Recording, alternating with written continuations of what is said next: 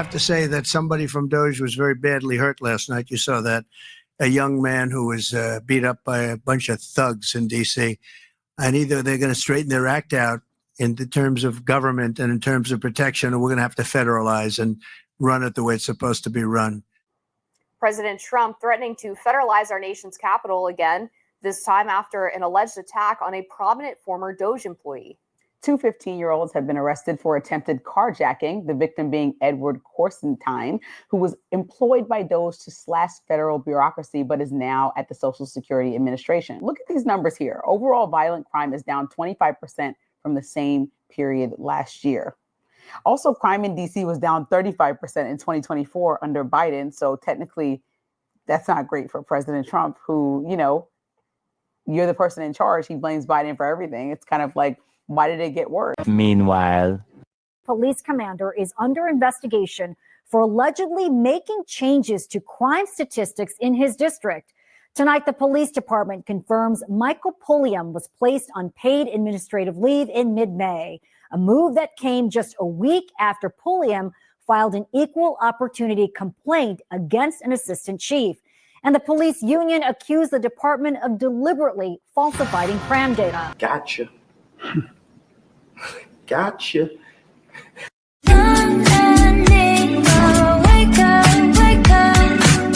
What's up, everybody? It's your girl, Mika, and we're back for another Red Cup Talks, because this is where truth, pop culture, and politics meet.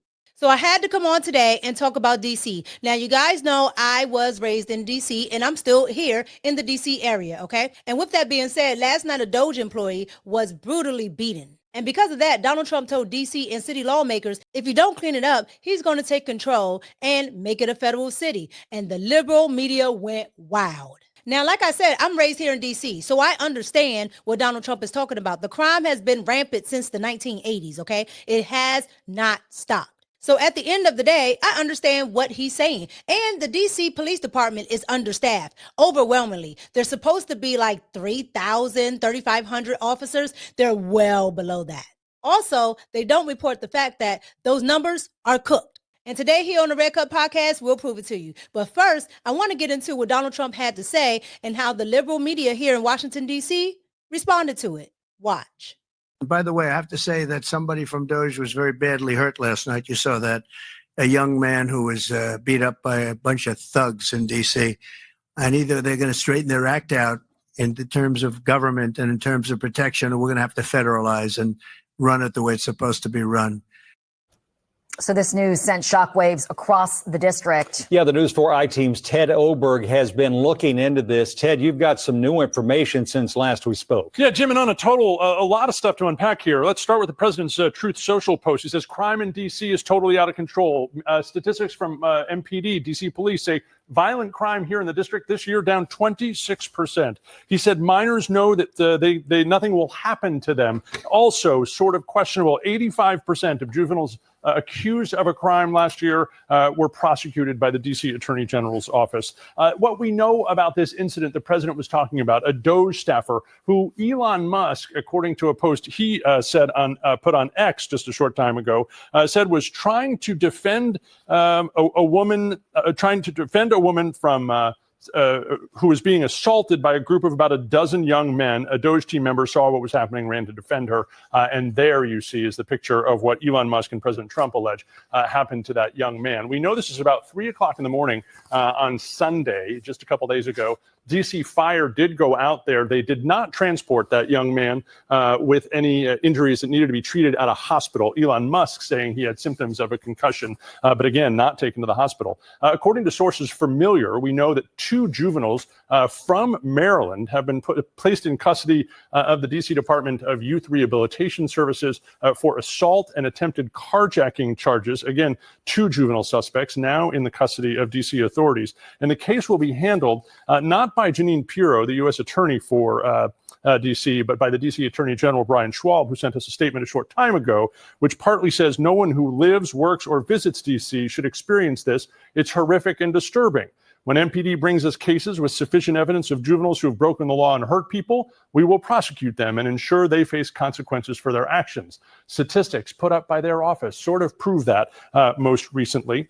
One other note, Jeanine Pirro was recently, just a couple minutes ago, at a National Night Out event for DC police. And she told the crowd there, which, by the way, had heckled her previous to this, that crime is going down in DC, thanks to parents, the community, and DC police. Somewhat of a conflicting message to what the president put out there on Truth Social. Now, what's funny about all of this is they're saying, oh, well, this is what Donald Trump and Elon Musk alleges that happened. No, that's what happened. It's in the police report. Like, that's public information. All right. The young man stopped a carjacking from happening and he got beat up. This is what happens on a regular in DC. He just happens to be, a well-known government employee. And it's also apparent how biased these people are, okay? Because every time they get into stats and they talk about Donald Trump and what he's saying about the stats, they say, well, DC conflicts with you because they're saying they have low crime rate. No, they don't, okay? They're saying MPD is saying that you're wrong. The mayor is saying we have our lowest rates ever. The mayor is saying when we have juveniles, they're prosecuted. No, they're not. They're usually let go. That is a fact. One part of DC has so much crime, it's ridiculous. Southeast DC has some of the worst crime. It's called 7th District, okay? And when I tell you they don't do anything about it, they don't do anything about it. I told you they're understaffed. And you know what happens when the government is understaffed and doesn't want to tell the truth about the crime rate and whatever else is going on? They start cooking the numbers. That is a fact. Don't believe me? Watch this next story. It's going to say exactly what I just said. Here we go. Police commander is under investigation for allegedly making changes to crime statistics in his district. Tonight, the police department confirms Michael Pulliam was placed on paid administrative leave in mid-May, a move that came just a week after Pulliam filed an equal opportunity complaint against an assistant chief. And the police union accused the department of deliberately falsifying crime data. News 4's Paul Wagner has the story tonight. Well, hi there. The DC Police Union is putting its allegations on the record tonight, claiming police supervisors in the department are manipulating crime data to make it appear violent crime has fallen considerably when compared to last year. As of today, according to the DC Police website, crime is down 25%, a decrease the chairman of the police union calls preposterous. The union's allegations come as the former commander of the 3rd District stands accused of doing what the union says is being done day in and day out. To areas where we know that That's Michael Pulliam standing with the chief of police at a recent news conference. At the time, he was the commander of the 3rd District, which patrols the neighborhoods of Adams Morgan and Columbia Heights. In early May, 5 law enforcement sources familiar with the investigation tell News 4 Pulliam was placed on administrative leave with pay and told he was under investigation for questionable changes to crime data. A move that came just about a week after he filed an EEOC complaint against Executive Assistant Chief of Police Andre Wright, according to 3 law enforcement sources familiar with the complaint. The reasons for that later in this story. News 4 reached out to Commander Pulliam for comment. He denied the allegations against him and referred us to the public information officer. As for the union's allegations, Chairman Greg Pemberton laid it all on the table. When our members respond to the scene of a felony offense where there is a victim reporting that a felony occurred, inevitably there will be a lieutenant or a captain that will show up on that scene and direct those members to take a report for a lesser offense. So instead of taking a report for a shooting or a stabbing or a carjacking, they will order that officer to take a report for a theft or an injured person to the hospital or a felony assault, which is not the same type of classification. Greg Pemberton says the police department's command staff is focusing on 2 categories in order to get the numbers to fall. They are armed with a dangerous weapon, an injured person to the hospital. When management officials are directing officers to take reports for felony assault, or if they're going back into police databases and changing offenses to felony assault is not a category of crime that's listed on the department's daily crime stats. It's also not something that's a requirement of the FBI's Uniform Crime Reporting Program. So by changing criminal offenses from, for example, ADW bat or ADW gun to felony assault, that would avoid both the MPD and the FBI from reporting that as a Part 1 or a felony offense. Pemberton says the union has been gathering evidence for some time now by looking at reports and talking with officers all over the city. What we've heard through our members and through members of management that are willing to talk with the union is that this is a directive from the command staff, is that they want to make sure that these classifications of these reports are adjusted over time to make sure that the overall crime stats stay down. As of last Monday, when we spoke with Pemberton, DC crime data shows violent crime was down 28%. Today, the department's website says violent crime is down 25% when compared to the same time last year, and overall crime is down 8%. That's preposterous. There's absolutely no way crime could be down 28%. Last year, they suggested that it went down 34%. And there's more to the story involving Commander Pulliam. In April, his wife, Captain Rachel Pulliam, was transferred by Chief Pamela Smith from the Youth Division to Midnights in the 7th District. Subsequently, according to 3 sources familiar with the incident and the timing of it all, Executive Assistant Chief Andre Wright ordered Commander Pulliam to pack up his wife's belongings from Youth Division and move them on his own to his wife's new assignment in the 7th District. Wow. Sources familiar with the complaint say Commander Pulliam viewed the order as retaliation. 5 law enforcement sources tell News 4 about a week later, Commander Pulliam's police powers were revoked. Now, Chief Smith declined an on-camera interview, but tells News 4 she cannot comment on an ongoing investigation. And as for the claims made by the union, Chief Smith released this statement. It says, the Metropolitan Police Department is committed to upholding the trust and the confidence of the public. Any irregularity in crime data brought to my attention will be addressed immediately. Now, what's so crazy about all of this? I was just telling you guys that Southeast DC has some of the worst crime, and the worst crime is in the 7th District. And where did this man's wife get sent to when they retaliated against her, sending her from the nice and quiet Youth Division to the District of 7? Yeah, they sent her to Southeast because that is the district nobody wants to go to. And the union spokesperson is absolutely right. Crime is not down, okay? We see the crime that happens here in D.C. If you are living here in the D.C. area, you see the crime, okay? That 25%, they're liars. There's absolutely no way that this is happening, okay? The youth here, they're off the hook and they do not get punished, okay? Donald Trump was absolutely 100% correct on that. I can stand on it because I live here and most of my family members are on MPD. Just like most of the people that live in this area. So they can attest to telling you that that police chief is lying, and they can attest to telling you that, yeah, they're cooking the books, okay? So they said that this never happened, but nobody's running this story back, okay? They're journalists, and they don't run this story back. This just happened in May. They cooked the books, they cooked the numbers because this is the nation's capital. Nobody wants to come to the nation's capital if they can't even walk around without getting carjacked.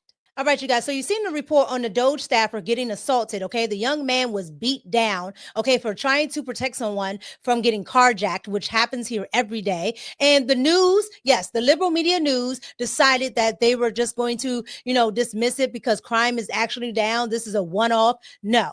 And then you saw the union tell exactly what's going on, the real story, that DC is out of control, especially with the youth. They're everywhere. They're downtown. They're in all the nice places, just taking advantage of stuff. 8th Street is like a high fashion district where all the big name brand stores are. Yeah, they're down there doing the same thing that they do in California. And on top of that, when they actually do get arrested, they don't really get prosecuted. They get a slap on the wrist and they're thrown right back on the street. Okay, so DC liberal policies are definitely out of control. So you've seen all of that. But I want you to see a sad story that happened here in DC of a legal immigrant, okay, that came here from Pakistan, decided to put his kids in college and feed his family through Uber driving. A group of kids decided that they were going to take his car. But what makes this story so tragic? A bystander caught it all on video. I want you guys to see the video of this tragic story of a man losing his life because